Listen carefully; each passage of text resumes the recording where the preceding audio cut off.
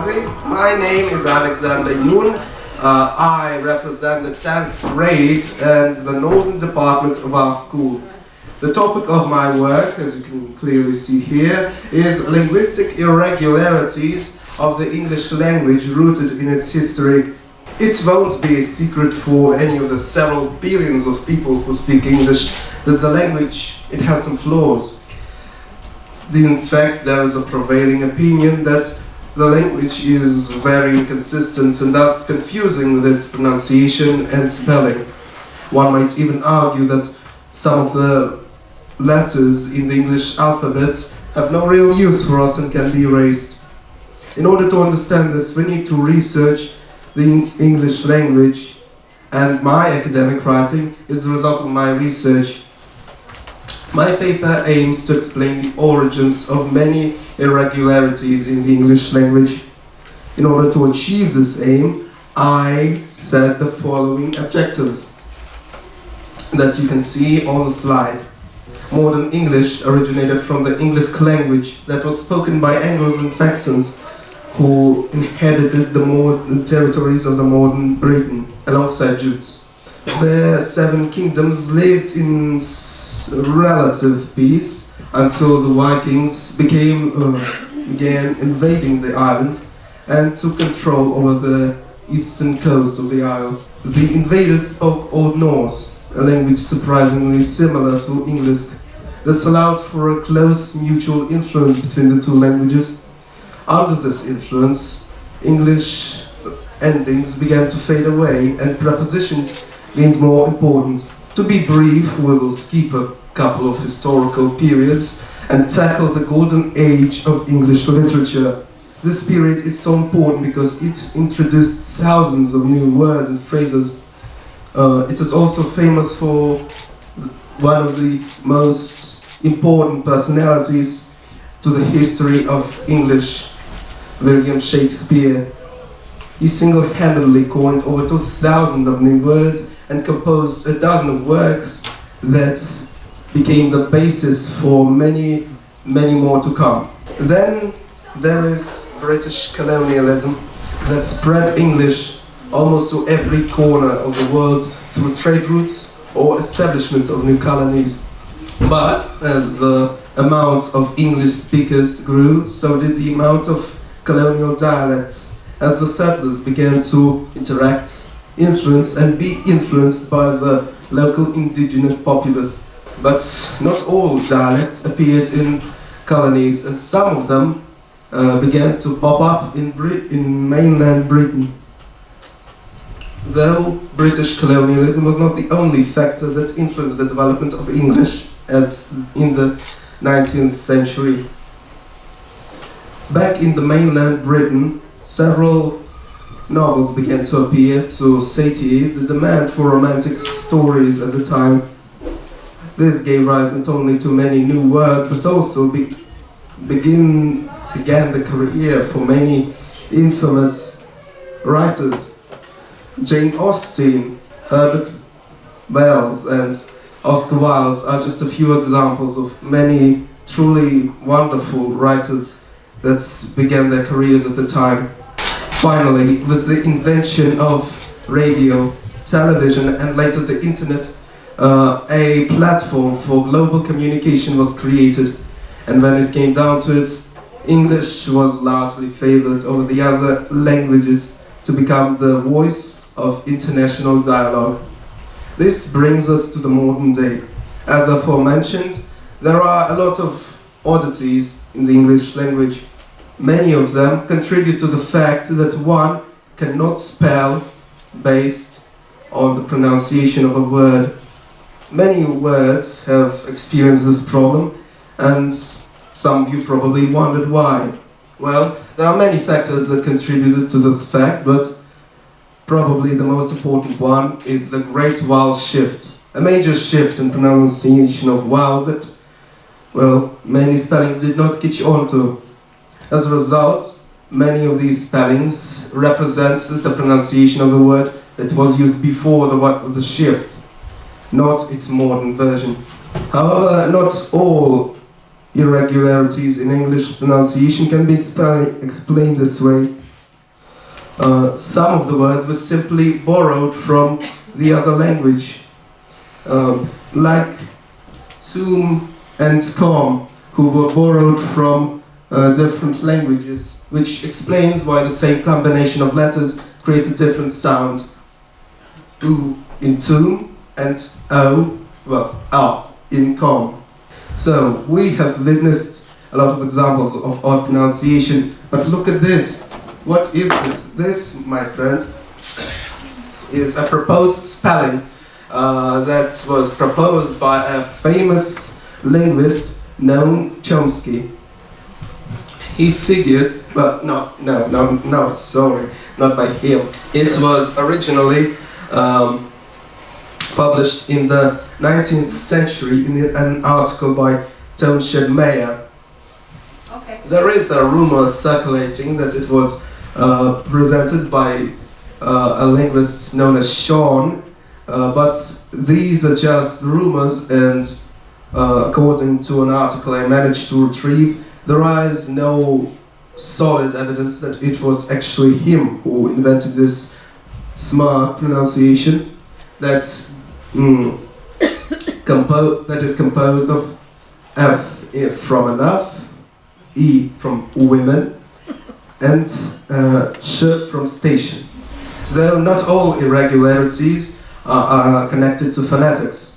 There are around 300 irregular verbs and plural forms of nouns that, well, don't fit the standard English rules.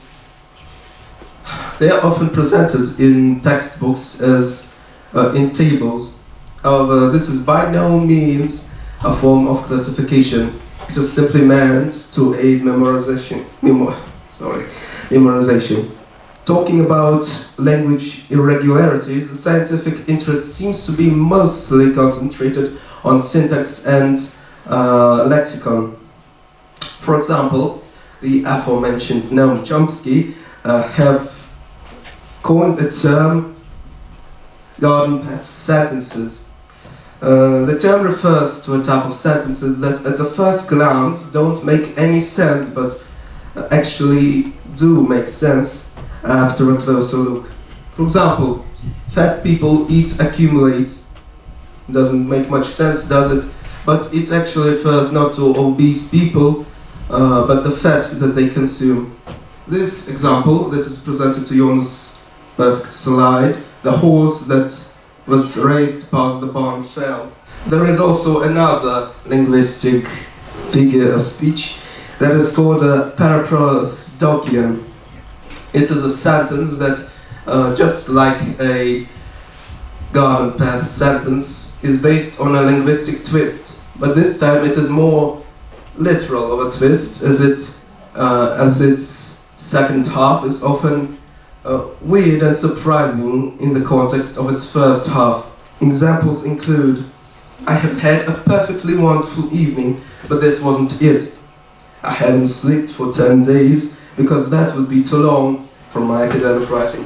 Finally, we come to the final objective of my research, the tendencies of the development of English.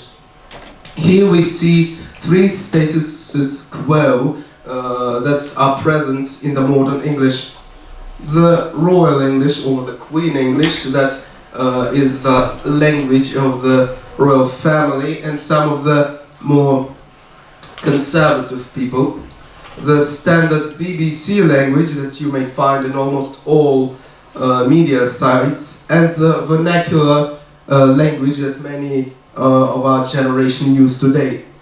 The notable tendencies include the liberalization of the grammar norms, especially the punctuation norms, preservation of some historically important dialects as a part of the social movement to save the diversity of some racial groups, general unification of English that comes from the better educational systems, and finally increasing use of abbreviations and shortened phrases that sometimes goes as far as replacing an entire word with a single letter, like you and a literal U. Conclusion.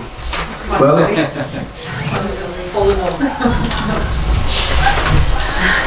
Here it is. I am sorry for my narration, being supported mostly by my papers, but they are a necessary part of my coping mechanism. Well, here we are for the thank you slide. Well, it is not the thank you slide. Here you can clearly see my bibliography, all the sources I have used, and here is a better scam. Or scan. Now this is the thank you slide. Hopefully this work will allow you to view all the irregularities and curiosities of English, not as a bad thing, but as a part of its unique style and legacy. We believe that all of our initial tasks were completed and that all of our objectives were made true. Thank you. As for our ultimate goal, we'll leave it to our respected juries to decide. I believe I am ready to answer your questions. So, you speak English very well. Do you have any tips that you can share? I have watched a malicious volume of English videos when I was a kid, to a point, at one point when I could probably speak English better than Russian, but I am past this point. Any tips I can say is to indulge and delve yourself into the English part of the internet. Once you can understand the basic vernacular English, you will unlock for yourself a ton of additional fun content, which in turn for your entertainment will allow you to understand more of English. I know it's not a very traditional way to learn English, but this is how I've learned it and I'm here. So you mentioned that during the Great Vowel Shift, during the great age of English literature, we had numerous new words come into the language, and maybe you could give specific examples of them. Abstagify. It is one of the inkhorn, so-called inkhorn terms that were brought during the Renaissance era, or the Renaissance period, that happened to be mostly during the same time as the golden age of literature. Hopefully the jury agree with me. Unfortunately, the inkhorn terms are also famous for the fact that they are very awkward in their transfer to the English language.